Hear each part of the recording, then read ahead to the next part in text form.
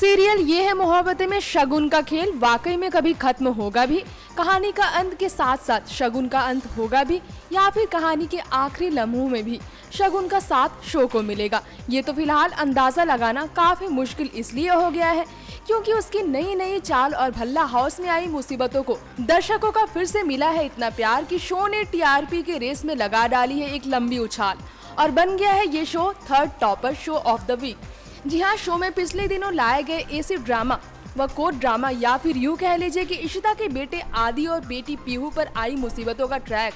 दर्शकों को शो के साथ बांधे रखने में कामयाब हो चुका है। ऐसे में शगुन का खेल फिलहाल खत्म होने की उम्मीद करना बेकार ही माना जा सकता है।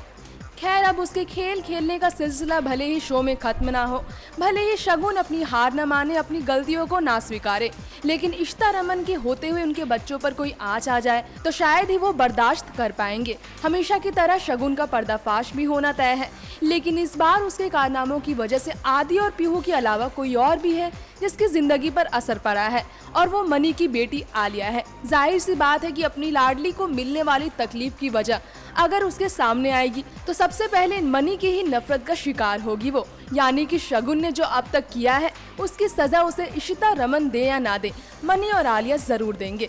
जो शगुन आलिया को आदि के खिलाफ भड़काकर उसे मिहिर के करीब लाना चाहती थी, उसकी सच्चाई जान मनी का भरोसा तो टूटेगा ही, और उसे जब ये पता चलेगा कि जिस शगुन की खुशी के लिए वो अपनी दोस्त इशिता को उसकी बच्ची पीहू से अलग करने पर लगा था, जिस शगुन की वजह से आदि पर उसने शक किया, उसकी जान लेनी तक चाही, उसकी तो शादी भी सिर्फ एक मकसद को पूरा करने के लिए ही रची गई थी। ऐसे में शगुन को मनी किस तरह अपने घर से धक्का मार कर बाहर करेगा, इसका तो अब बस इंतजार ही है।